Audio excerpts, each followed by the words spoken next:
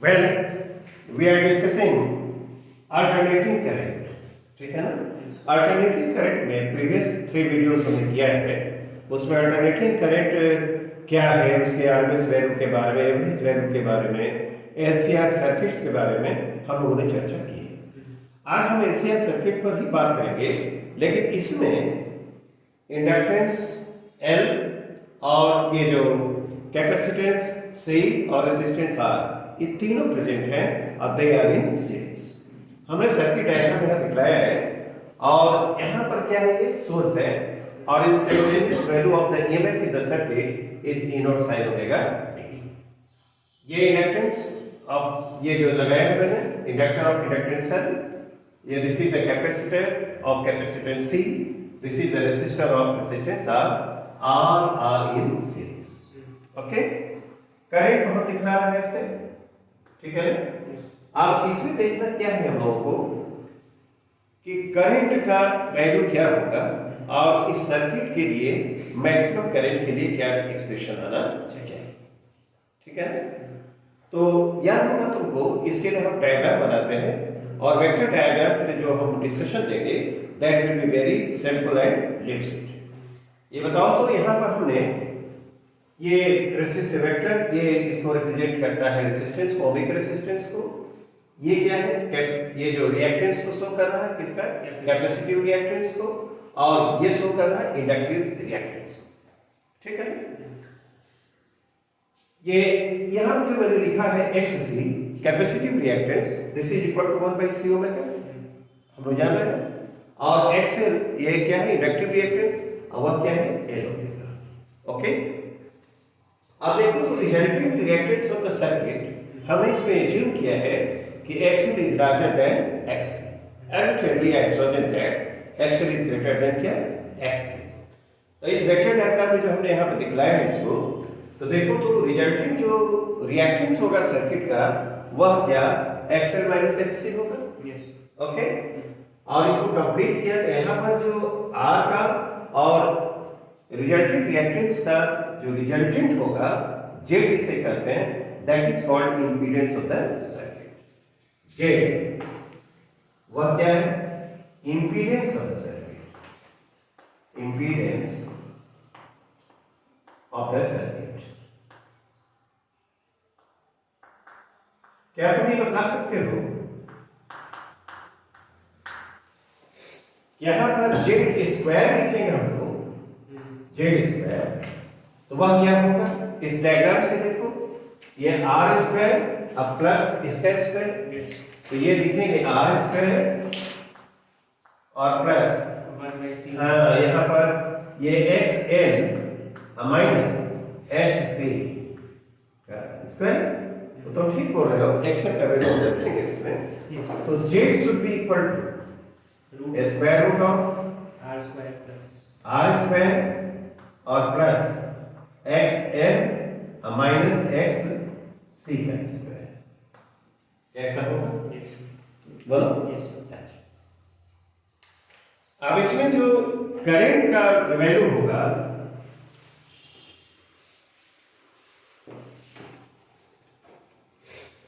Maximum current, maximum current in the circuit,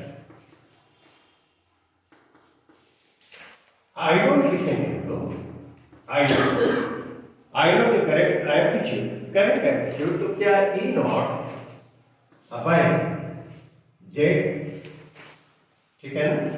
तो E not by Z, तो E not होगा, ये this is the peak value of the EMF in the circuit और impedance of the circuit which behaves like resistance।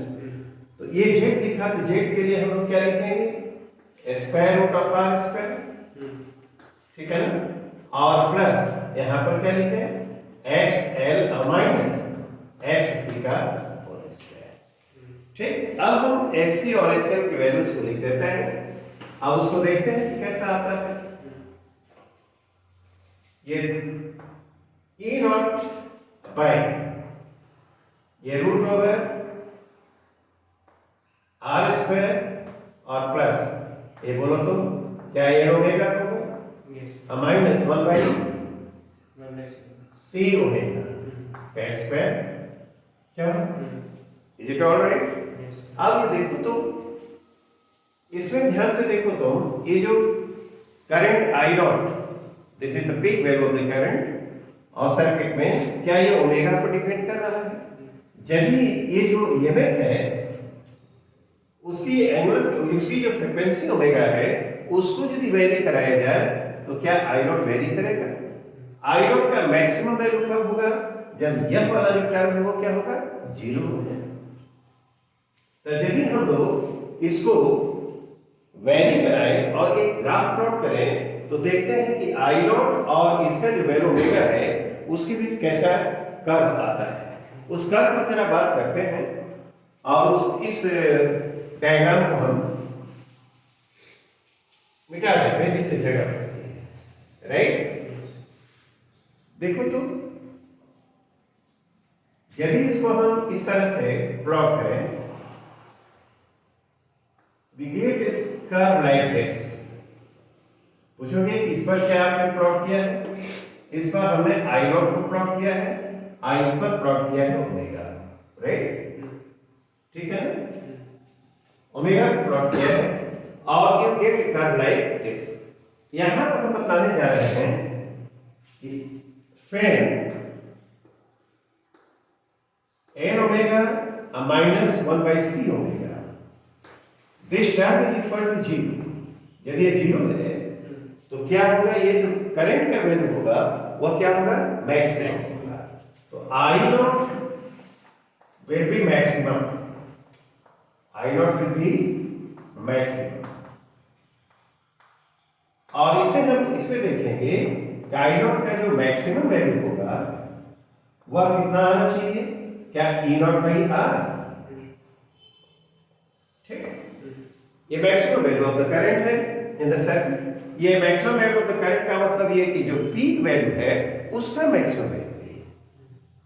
उस circuit में current का जो peak value है वह ओमेगा के साथ वेरी करता है। यदि यह टर्म जीरो के बराबर हो जाए तो वैसे स्थिति में आई नॉट का मैक्सिमम वैल्यू होगा और I naught maximum will be E naught by R. और यह जो स्टेट है उस स्टेट को हम लोग कहते हैं रेजोनेंस, है ना? This state of the circuit is called resonance. This state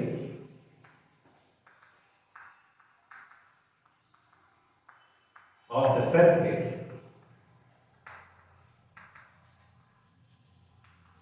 is called resonance, है ना? ठीक है ना? अब इसी स्थिति में बताइए जब ये मैक्सिमम का स्टेट आएगा तो रेजोनेंस क्या कहते हैं? यहाँ पे ये कब होगा? जब N omega minus 1/c omega is equal to क्या? जी।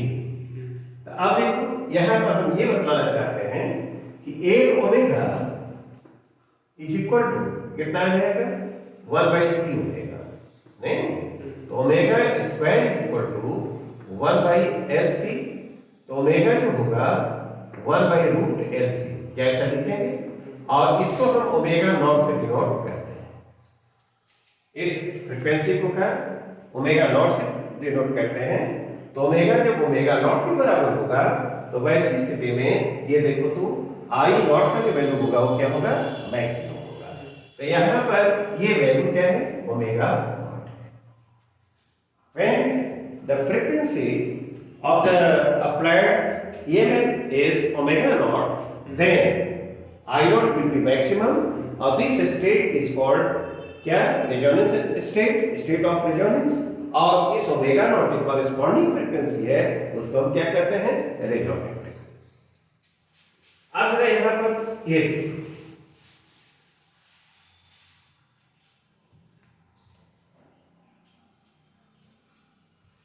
this frequency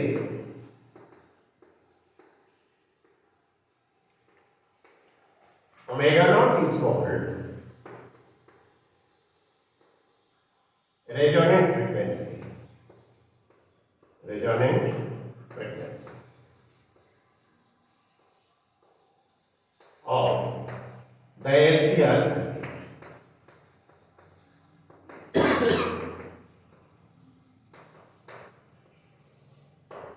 देखो ये सिचुएशन भी तभी होता है जब सर्किट में एल और आर दोनों प्रेजेंट होते हैं, है ना।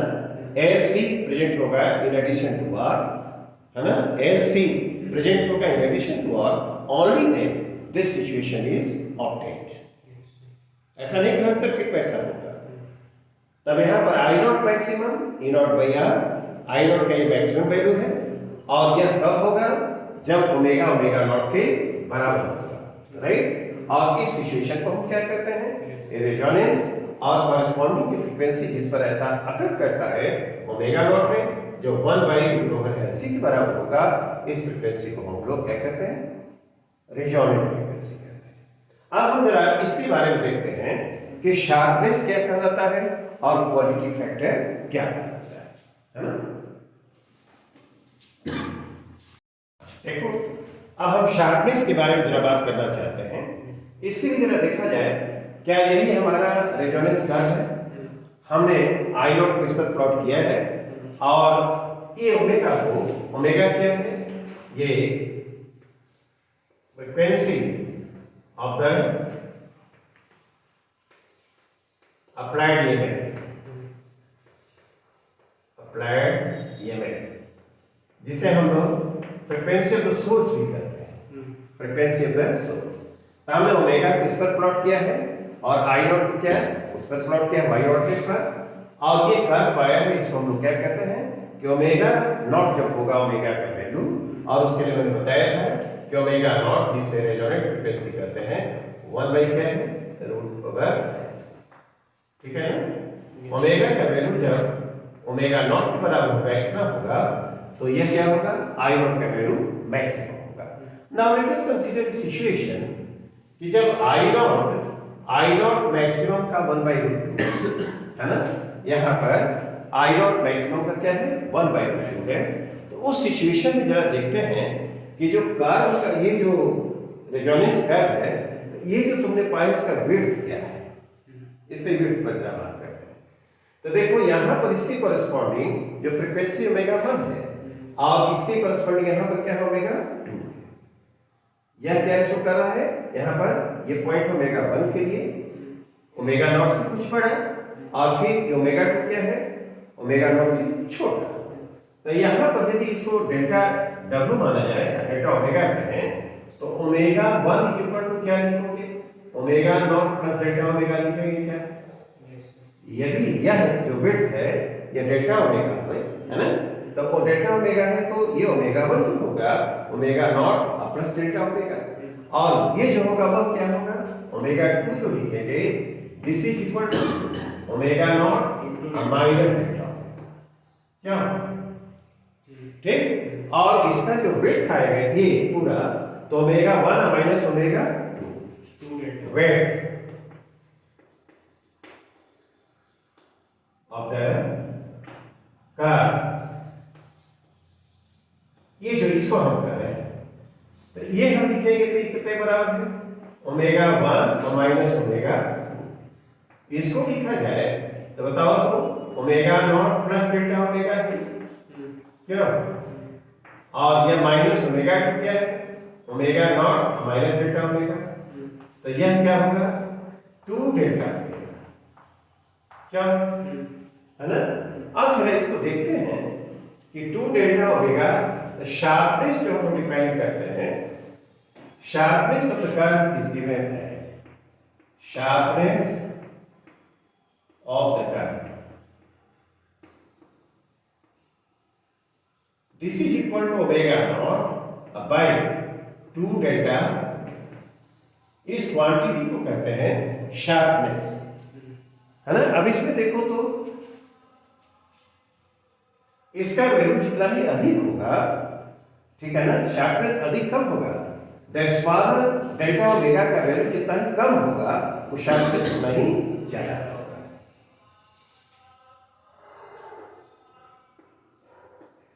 The smaller is the value, smaller is the value of delta omega, है ना, larger will be क्या? The sharpness of the curve, sharpness of the curve.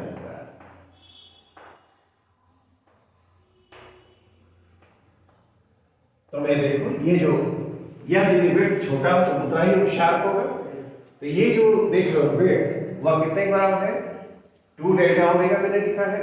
तो डेल्टा ओमेगा का वैल्यू जितना ही क्या होगा, स्मॉल और कम होगा, ये जो कर्व होगा उतना ही शार्प होगा। शार्प होने का मतलब ये ऐसे पता चला। तो sharpness is given by omega naught by 2 delta omega. Is it alright? अब इस एक्सप्रेशन को हमें जरा निकालना है, वह कितने के बराबर होना चाहिए जरा देखते हैं। एचसीआर के टर्म में वो चीज क्या आती है।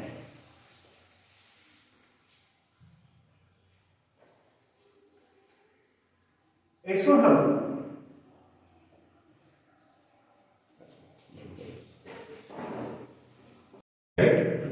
शार्पनेस के लिए हमने क्या लिखा था? Sharpness of the resonance, sharpness of the resonance ये कैसे दिया जाता है? Is given by omega naught by 2 delta omega. क्या ये लिखता है? और I naught is given by the big value of the current in the circuit, a naught by this much. और ये जो ओमेगा रेजोनेंस जब होगा ओमेगा का वैल्यू ओमेगा नॉट के बराबर था, तो वैसी सिचुएशन में क्या था? आई नॉट मैक्सिमम जो आएगा ए नॉट बाई आर। क्यों? तो यहाँ पर हम I naught I naught maximum by root 2 लिखा है, तो वहां के लिए हमने लिखा है कब? ये ओमेगा 1 और ये क्या होगा? ओमेगा 1 जब वैल्यू होगा और यहाँ इसके लिए वैल्यू होगा, तब ये हम निकाल सकते हैं कितने बराबर होना चाहिए? बोलो तो। I naught maximum by root 2। क्यों? ये आई नॉट यहाँ पर आई का वैल्यू इतने के बराबर है, तो यहाँ पर लिखा जाए ई नॉट अपाई, बोलो क्या लिखे हम? E naught by R square और plus N omega minus 1 by C omega का होल स्क्वायर, और ये रेज टू द पावर क्या होगा? क्या ये? तो यहां पर ये जो हमने लिखा है, क्या यह इसके लिए है क्या? ओमेगा का वैल्यू जो ओमेगा 1 है, राइट, तो उसके लिए जो वैल्यू है यहां ओमेगा 1, तो उसके लिए आई नॉट का वैल्यू इतने के बराबर है। तो ये बताओ यहां पर आई नॉट मैक्सिमम जो होगा वह कितने बराबर है? क्या? E naught by R. E naught by R लिख देते हैं। क्यों? और ये यहां पर 1 बाई रूट 2 है, ये this is equal to E naught, क्यों? और ये आर स्क्वायर प्लस ये N omega 1 minus 1 by C omega 1 का स्क्वायर, और रेज टू द पावर क्या आ रहा है उनका? 1 बाई 2। अब इसमें देखो तो इसमें ऐसा किया जाए, ई नॉट कैंसिल हो रहा है क्या? ई नॉट को कैंसिल किया जा सकता है, और तुम इसको इधर ले जाओ और उसको ये कर दो, तो यह इधर आ जाएगा, स्क्वायर कर देते हैं। तो ये आर स्क्वायर प्लस ये देखो यहाँ पर A omega 1 minus 1 by C omega 1 का स्क्वायर इज इक्वल टू क्या? 2r स्क्वायर हो जाएगा, 2r स्क्वायर, ठीक है ना? तो N omega 1 minus 1 by C omega 1 का square, this can be written है क्या? r स्क्वायर हो जाएगा, इसको उधर ले जाएगा तो। अच्छा, अब इसकी तरह सिंप्लीफाई करते हैं। इसको ऐसे सोचो, दोनों तरफ स्क्वायर रूट लिया जाए तो क्या होगा? दोनों तरफ स्क्वायर रूट लेते हैं तो एन ओमेगा 1 है ना माइनस 1 बाई सी ओमेगा 1 है ना, this should be equal to R. ऐसा होगा क्या? अब ऐसे करो, आर हो गया। ये ओमेगा 1 कितने बार? एल ओमेगा 1 जो है omega naught plus delta omega है क्या? नहीं, अब -1/c, यहां पर क्या लिखे? यहां पर omega naught plus delta omega, and this is equal to r. See the calculation. I think this is all right. Yes, sir. ठीक है ना? अब एक काम करते हैं, यहां तुम a लिखो ये, और omega naught plus delta omega, और इसको तुम 1/c लिखो,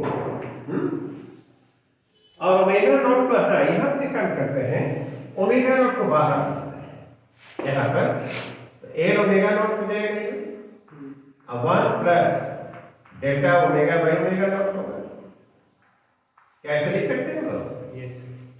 नहीं, और -1 इसको c ओमेगा नॉट कर दिया है, नहीं, और ब्रैकेट में 1 plus delta omega by omega naught, this is equal to r. ठीक, अब इसको तुम लिखना चाहो तो देखो क्या लिख सकते हो।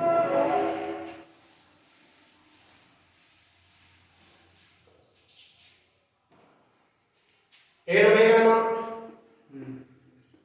क्या ब्रैकेट में क्या है, 1 plus delta omega By omega naught by omega naught minus. -1/c omega naught, और ऊपर उसको ले जाया जाए तो 1 plus delta omega by omega naught Is equal to raise to power -1 होगा, and this is equal to r. I think this is all right. A delta omega by omega naught, this is very small in comparison to 1. Binomial theorem से expand किया जाए तो आप तुम लिख सकते हो a ओमेगा नॉट, अब ब्रैकेट में क्या, 1 plus delta omega by omega naught -1/c omega naught, नहीं, और ये होगा 1 माइनस क्या, delta omega by omega naught, and this is equal to r.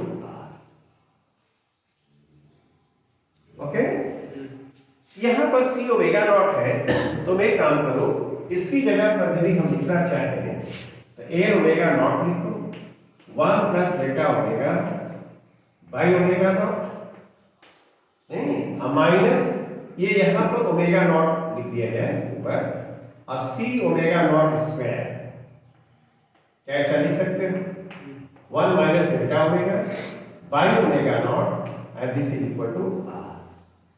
कब कैसा आपने क्यों किया है?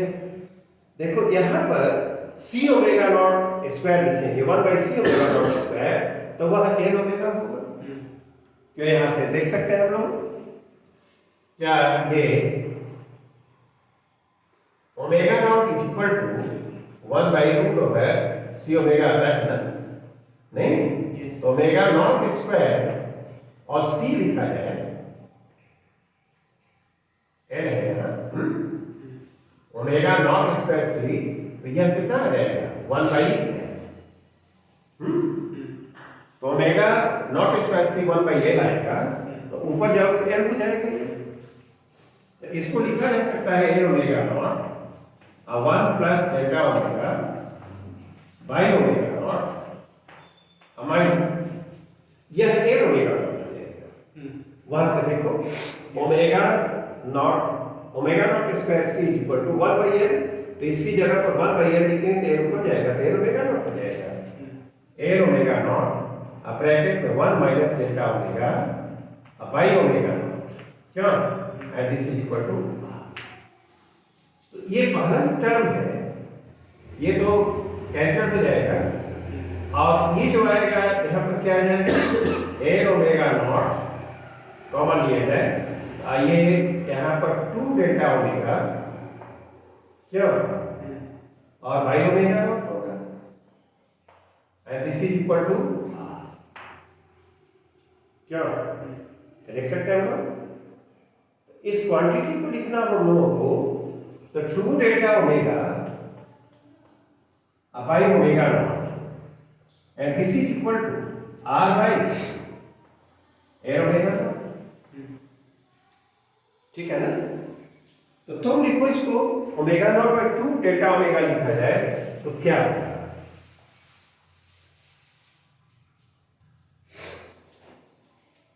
Then omega naught by 2 delta omega, this is equal to क्या L omega naught by R. क्या ये जो क्वांटिटी है ये this gives the sharpness of the resonance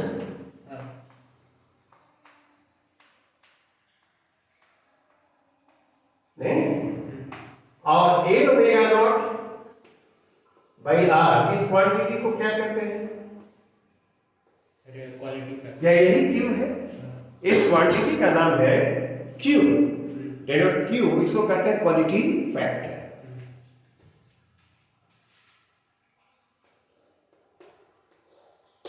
Q is called quality factor. Quality factor अब तुम देखो तो यह क्यू जितना ही ज्यादा होगा, है ना, शार्पनेस उतना ही ज्यादा होगा। तो यह ज्यादा, यह यदि बड़ा है तो यह क्या होगा? बड़ा होगा। और जब बड़ा होगा इसका मतलब क्या होगा? डेल्टा ओमेगा छोटा होगा। तो जो डेल्टा ओमेगा छोटा होने का मतलब क्या हुआ कि sharper will be the resonance. नहीं, ये जो रेजोनेंस होगा वो क्या होगा? शार्पर होगा। तो हम यहां से कंक्लूड कर रहे हैं, larger the value of the quality factor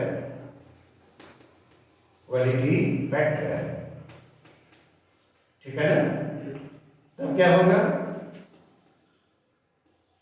larger will be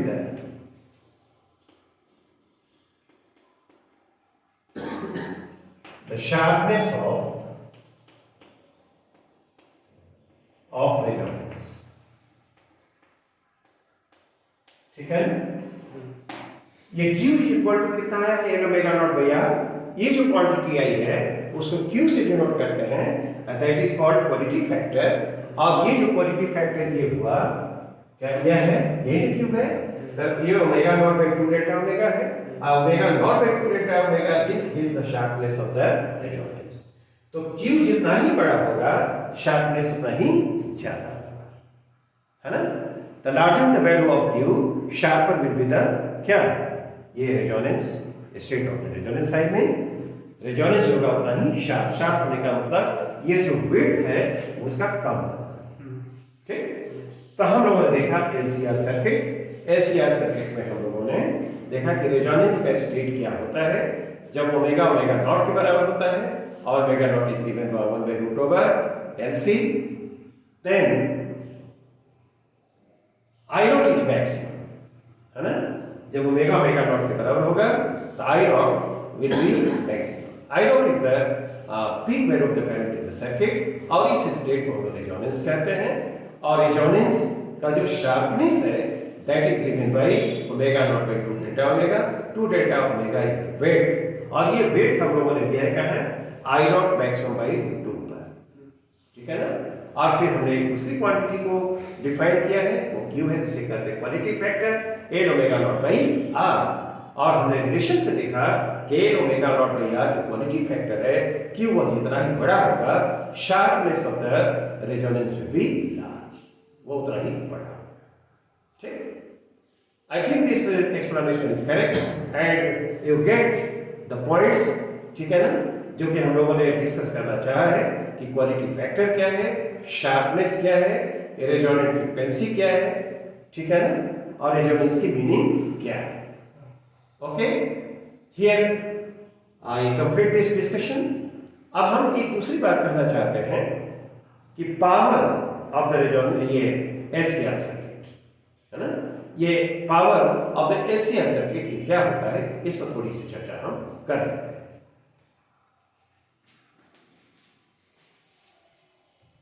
Yes. Now let us consider second point pertaining to AC circuit. Power in an AC circuit. ठीक है?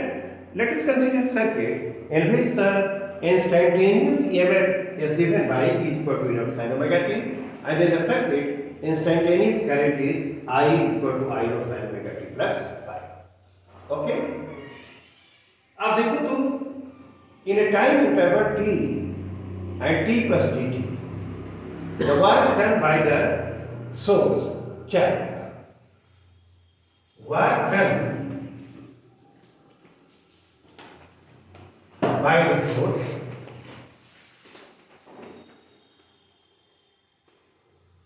in a time interval t and t plus the dt, ठीक है ना? इस time interval में source के द्वारा जो वर्तन है वो कितने के बराबर है? t and t plus t. Okay, तो dw is equal to E instantaneous value of the EMF, I instantaneous current and dt. ठीक है ना? I इसको लिखना होगा तो E naught sin omega t. I not sin. हाँ, यहाँ पर I naught sin omega t plus क्या फाइव और क्या dt. ठीक है? तो work done by the source in a time interval 0 to capital T in a complete cycle. तो इसको इंटीग्रेट कर देंगे. Work done by the source during one complete cycle. इसका मतलब 0 से t के बीच में कैपिटल T. तो इसको यदि हमको करना होगा तो क्या इंटीग्रेट कर देंगे? इंटीग्रेट कर देंगे इसको. आई इंटीग्रेट करेंगे तो कैसे लिखेंगे? देखो ऐसे लिखा जाएगा W इज इक्वल टू, ठीक है ना, E naught I naught I integration 0 to t, ठीक है ना, साइन ओमेगा t और sine omega t plus pi और क्या dt. कैसा होगा? अब इस इंटीग्रेशन को परफॉर्म किया जाए तो हम रिजल्ट पा सकते हैं. क्या एक्सप्रेशन आएगा? तो इसको देखते हैं. E नॉट I नॉट हो जाएगा ये क्या? और 0 से t लिखेंगे और इस साइन ओमेगा t लिखा जाए इसको और इसको ब्रैकेट साइन ओमेगा t और cos फाई क्या प्लस cos ओमेगा t और साइन फाई और ये dt होगा कि नहीं? Sign A plus B sign A cos B plus cos A sine B. अब इसको यदि हम अलग अलग लिखें तो देखो E naught I naught Cos. नहीं, आई साइन स्क्वायर में cos पाई को बात किया. आई इंटीग्रेशन क्या लिखेंगे 0 से t और साइन स्क्वायर ओमेगा dt क्या प्लस. अब उसको लिखा जाए वह लिखेंगे तो क्या होगा? ए नॉट आई नॉट तो रहेगा ही क्या? ए नॉट आई नॉट और साइन फाई इसमें मल्टीप्लाई करना है नहीं, साइन फाई रहेगा. आई इंटीग्रेशन 0 से t sign omega t cos omega t और dt. I think this is our check expression. क्या? Sine square omega t dt हुआ और उधर E naught I naught sine phi sine omega t. ठीक है? तो इसको लिखना हो तो तुम लिख सकते हो E naught I naught cos phi by 2 है ना, और इंटीग्रेशन 0 से t ये 2 साइन स्क्वायर ओमेगा t होगा तो ये 1 माइनस Cos 2 omega t. हाँ cos 2 ओमेगा t. आइए लिखें क्या और फिर इसी तरह से ए नॉट आई नॉट क्या sine five by 2 by two लिख दिया जाए और ये इंटीग्रेशन जो होगा 0 से t 2 sin ओमेगा t, तो ये sin 2 ओमेगा t हो जाएगा और dt क्या yes ठीक है ना 2 sin theta cos theta equal to sin 2 theta क्या इस तरह से लिख सकते हैं Yes. आप तुम इसको जरा देखो ये e नॉट आई नॉट अब cos पाई बाई 2 लिखेंगे हम और इसको लिख दिया जाए तो यहाँ पर t आ जाएगा और फिर minus e naught I not cos pi by 2 integration 0 से t और cos 2 ओमेगा t dt है ना और फिर प्लस यहाँ पर e naught I naught sine five by 2 और इंटीग्रेशन 0 से t और क्या साइन 2 ओमेगा t और ये क्या t देखो इस इंटीग्रेशन का वैल्यू 0 जीरो होगा और इस इंटीग्रेशन का भी वैल्यू क्या होगा साइन कोसाइन फंक्शन है ना और उसका integration in complete period that gives क्या जीरो। तो यहां पर ओमेगा जब लिखना होगा ओमेगा तो ओमेगा इज इक्वल टू अब क्या आ गया ये आ जाएगा तो बचेगा e नॉट आई नॉट क्या cos पाई बाई 2 और क्या ये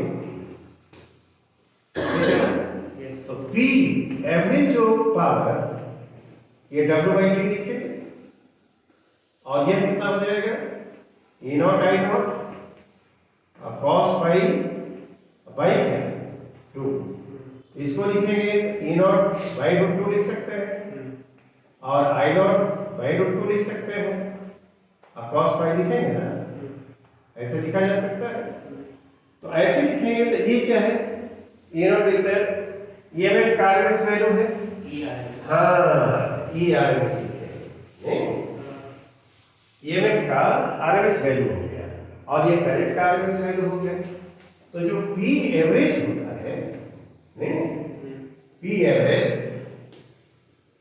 पावर डिलीवर्ड बाय क्या डिलीवर्ड बाय द सोर्स ये कितने का राउंड हो गया हम लिखेंगे ERMS और फिर IRMS आई cos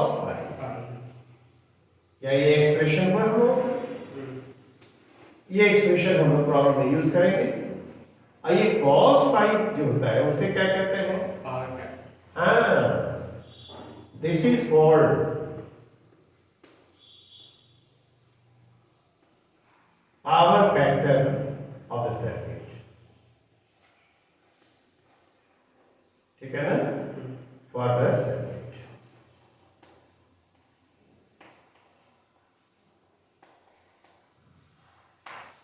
ठीक है ना ये power factor for a circuit कहलाता है। आप देखो तो यदि केवल सर्किट ऐसा हो यहां पर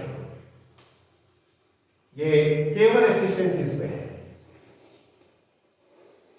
ठीक है ना केवल आ ऐसी सर्किट है या ई नॉट साइन ओमेगा टी है मार्क कर रहे हो इसमें जो फाई होता है वह क्या होता है जी है तो cos फाई क्या होगा 1 है ना तो पावर एवरेज पावर इसके लिए जो लिखा जाएगा वो क्या होगा ERMS है हाँ ये जो लिखेंगे हम लोग E नॉट आई नॉट क्या बाई 2 लिख सकते हो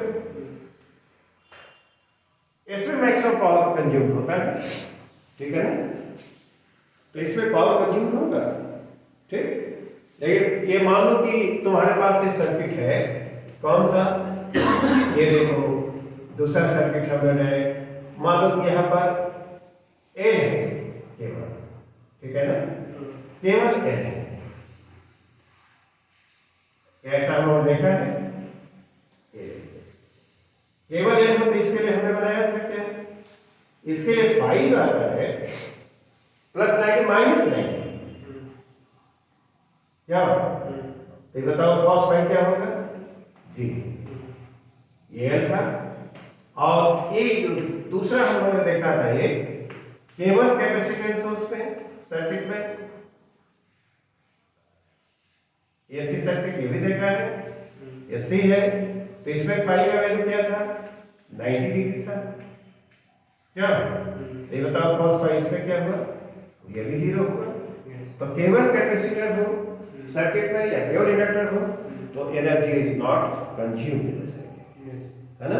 और यदि केवल रेजिस्टेंस हो तो एनर्जी इज कंज्यूम्ड, और इंज्यूम्ड जो एनर्जी होगी E naught I not by E not, ये क्या है peak value of the EMF, I not peak value of the current. ये जो रिजल्ट्स हमारे पास आए हैं तो इस पर हम लोग कुछ प्रॉब्लम्स करेंगे, and in the next lecture I will discuss the problems based on these concepts. That's all for today. Thank you.